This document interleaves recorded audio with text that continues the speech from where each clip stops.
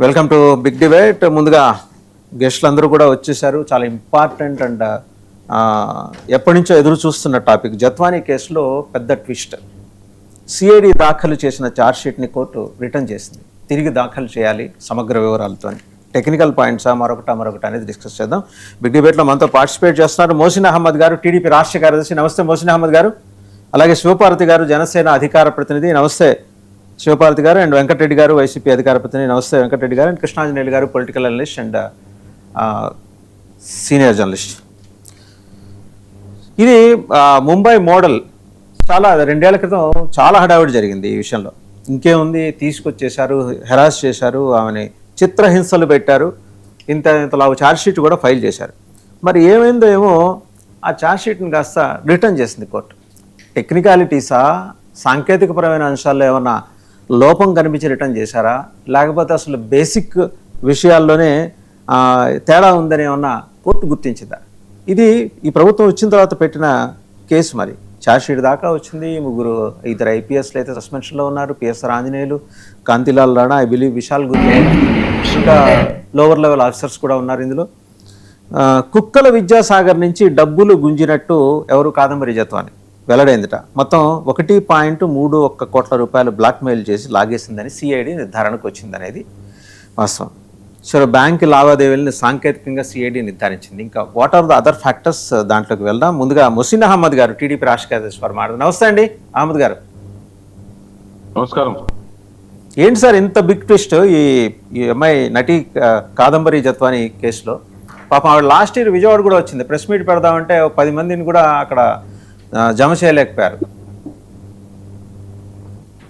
ముందుగా ఈ డిబేట్ లో పాల్గొంటున్న ప్యానెల్లో సభ్యులకి మరియు ఈ కార్యక్రమాన్ని వీక్షిస్తున్న ప్రేక్షకులందరికీ పేరు పేరు నమస్కారం తెలియజేస్తూ, ఏదైతే ఈ యొక్క పర్టికులర్ కేసు ఉందో, గతంలో ఏదైతే 1 సంవత్సరం ముందు హైలైట్ అవ్వటం, దాని గురించి మళ్ళీ విచారణ జరుగుతాం, ఆ రోజుల్లో ఉన్న పరిణామాలు, ఆ రోజుల్లో జరిగిన విచారణను బట్టి ఈ కేసులో 2 కోణాలు ఉన్నాయి. ఏదైతే ఒక కోణం ఏదైతే ఉందో, కాదంబరి జట్మలాని అనే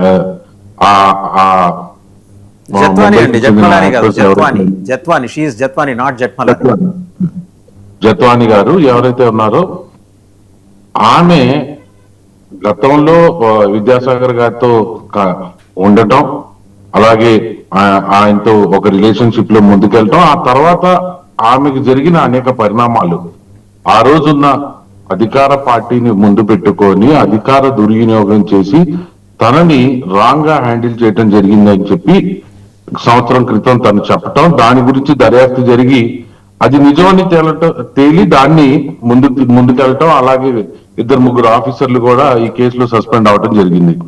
కానీ కేసు ఎటు పోలీసుల్లో ఒకసారి వెళ్ళిపోవటం, సిఐడి బృందం దాన్ని సిఐడికి ఇచ్చేయటం, సిఐడి దర్యాప్తు చేయటం, ముందుకెళ్లిన తర్వాత దర్యాప్తులో అనేక కోణాలు చూస్తారు. కాబట్టి విద్యాసాగర్ గారి కంప్లైంట్ కూడా ఒకటి ఉంది, ఎందుకంటే నన్ను ఎక్స్ట్రాక్ట్ చేశారని. దాన్ని కూడా తీసుకొని ఏదైతే చూసారో దాంట్లో వచ్చిన ఫ్యాక్ట్స్ ప్రకారం నిన్న ఒక ఛార్జ్ షీట్ రావటం, దాంట్లో 4 లక్షల 5 లక్షల అరౌండ్ 5 లక్షల రూపాయలు బ్యాంక్ ట్రాన్సాక్షన్ లో వచ్చినాయి అని చెప్పడం, అలాగే ఆయన ఏదైతే 1.4232 crores వెళ్ళినాయి అని చెప్పడం, ఇదంతా జరిగింది. కానీ ఒకసారి గతంలో అయినా ఒకసారి చూసుకుంటే, ఏ రోజు కూటమి ప్రభుత్వం ఏదైతే ఉందో ఎక్కడ అధికార దుర్వినియోగం తీసుకోకుండా కేవలం న్యాయపరంగా ఏదైతే ప్రాసెస్ పరంగా ఉందో అట్లాగే ముందుకెళ్ళటం జరిగిందని మీ అందరికి తెలియజేస్తున్నాం.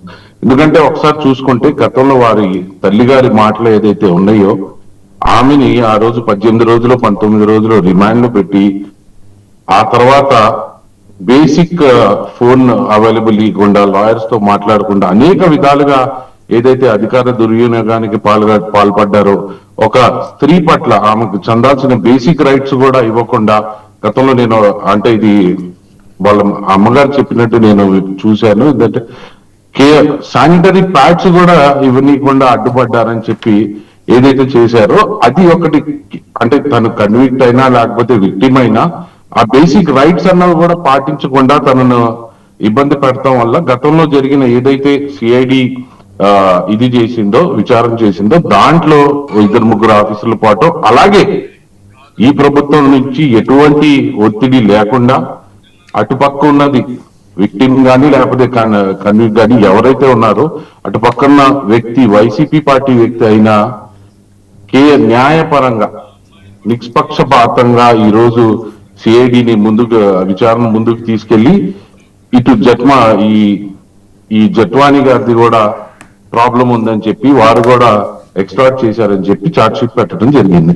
కాబట్టి ముందు ప్రజలు గమనించాల్సింది ఏంటంటే ఈ మా కూటమి ప్రభుత్వం నిష్పక్షపాతంగా తెలుగు ప్రజల కోసం ఏ పార్టీ నాది ఒకే ఒక ప్రశ్న. గారు ఒక్క నిమిషం, నాది ఒక ప్రశ్న. ప్రభుత్వం మీరు చెప్పారు చాలా ముందుకెళ్ళింది, అంత ముందుకెళ్ళినా ఇంత వెనకబడిపోయింది ఏంటి ఛార్జ్ షీట్ దగ్గరకు వచ్చేప్పటికి?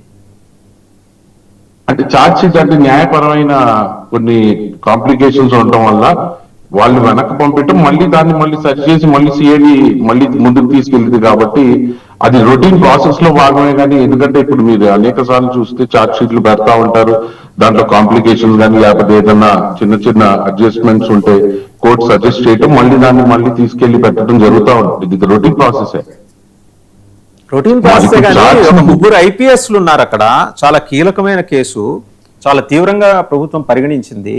ఒక పక్క ఆమె మోడెస్టీకి అభ్యంతరకరమైన రీతిలో ఆమెను ఇబ్బంది పెట్టారు. ఏది ఇంతకుముందు ఉన్న వైసీపీ ప్రభుత్వం రాక్షస పాలన అంటుంటారు కదా మీరు, దుర్మార్గ పాలన, దాంట్లో ఆవిడ చాలా ఇబ్బందులు పడ్డారు.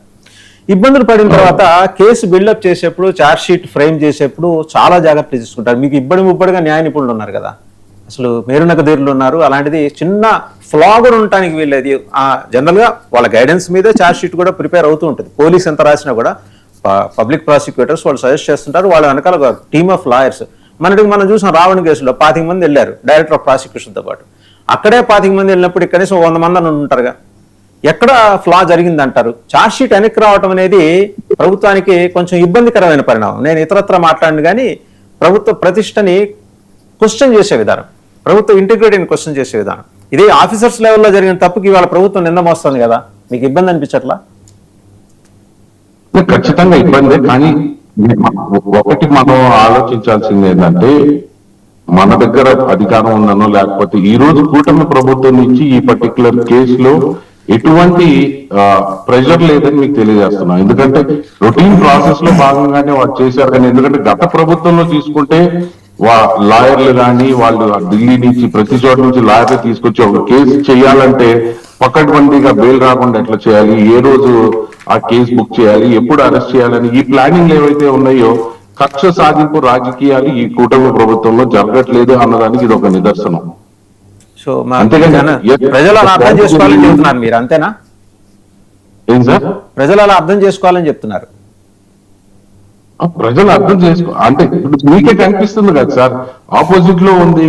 ఇప్పుడు మా పార్టీ వ్యక్తి కాదు, ఆయనకి ఫేవర్ గానే ఎంతో కొంత ఈ ఛార్జ్ షీట్ రావటం, దాంట్లో ఏదో చిన్న రిటర్న్ చేసింది. బహుశా కొన్ని కారణాలు ఉంటాయి. ఇందాక మీరు అన్నారు కదా, ఏవో సాంకేతిక కారణాలు, ఏవో చిన్న చిన్న. ఆయనకి ఫేవరబుల్ గా ఏం రాలా. కుక్కల విద్యాసాగర్ గారు ఆయన నిర్దోషి, లేకపోతే అసలు పులుగడిగిన ముత్యం, అలాంటి కామెంట్స్ ఏం లేవు ఇక్కడ. Charge sheet was returned, that's it. Sir అదే దీంట్లో 2 కోణాలు ఉన్నాయని చెప్తున్నా మీకు. ఒకటి, ఎవరైతే కేసు పెట్టిన వారు ఉన్నారో వారి యొక్క ఒక వ్యూ పాయింట్ ఉంది, కానీ ఈ యొక్క జట్వానీ గారితో ఒక వ్యూ పాయింట్ ఉంది. దీని మీద ఇప్పుడు యాక్చువల్ గా అమౌంట్ ఏదైతే ఉందో కక్ష సాధింపు కేసు ఉంటే ఆ అమౌంట్ తేలేదే కాదు, కానీ ఈరోజు అమౌంట్ తీసుకోవటం జరిగిందని చెప్పారు.